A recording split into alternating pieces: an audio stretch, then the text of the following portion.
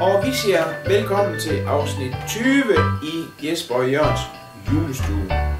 Og her er en, der har vendt sig mod universet igen og spørger, hvad er et lysår? Ja, fordi det er jo noget, man snakker om, når man snakker noget om sol og måner og galakser og den slags ting. Om nogen tror, jamen et lysår, jamen det må være noget med, hvor lang tid der går. Nu er der snart gået et helt år, vi skal snart til at fejre nytår og den slags. Skoleår, det er sådan ja, fra det er sådan, så tager det jo nogle uger og sådan noget der. Ja. Men et lysår, det er faktisk noget, man bruger om afstand. Altså når hvor langt er der, så kan man sige, der er et lysår. Er det langt? Det er rigtig, rigtig langt. No. Det er faktisk rigtig langt, og det er derfor, man kan ikke bruge kilometer og sådan noget ude i galakserne og den slags. Ja. Og måske er der en kvik seer, som kan huske, at vi på et tidspunkt snakkede om, hvor hurtigt man kunne, den hurtigste hastighed, man overhovedet kunne have, og det var jo lysets hastighed.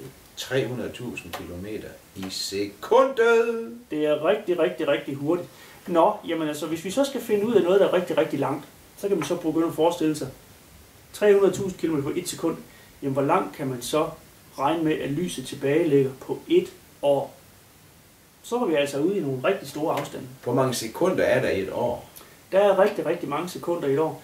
Altså man kan jo ligesom sige, der er 60 sekunder på et minut, og der er 60 minutter på en time, der er 24 timer på et døgn, og der er cirka 365 døgn på et år. Det er rigtig mange. Og det skal man gang med 300.000? Jeps, lige præcis. Og så kommer man altså op på et tal, der hedder noget i retning af 9.470 milliarder kilometer. Det er godt nok meget. Ja. Så, næsten 10.000 milliarder kilometer. Så det kan man altså begynde at tænke over, når man siger, jamen der er 100 lysår til den stjerne, eller et eller andet. Så er det altså ikke lige noget, man lige starter folkevognen op, og så kommer afsted. Og hvis man føler, at man er langt hjemmefra på et eller andet tidspunkt, så er man altså ikke så langt hjemmefra, som det der. Nej, og solen, som nogen måske også kan huske, den er jo kun 8 lysminutter væk. Hvis man skal bruge det samme. Et lysminut.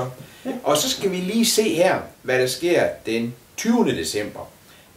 Her ser du Grandtante Bøg med sin fyr, som hedder Birk og er bred som en tyr. De går på indkøb hver gang de går ud, både i solskin, i sne og i slud. Hun køber gaver til store og små. Han drikker øl og har svært ved at gå. Han siger bøvs, og han drikker den 7. Hun finder ud af, at det er den 20.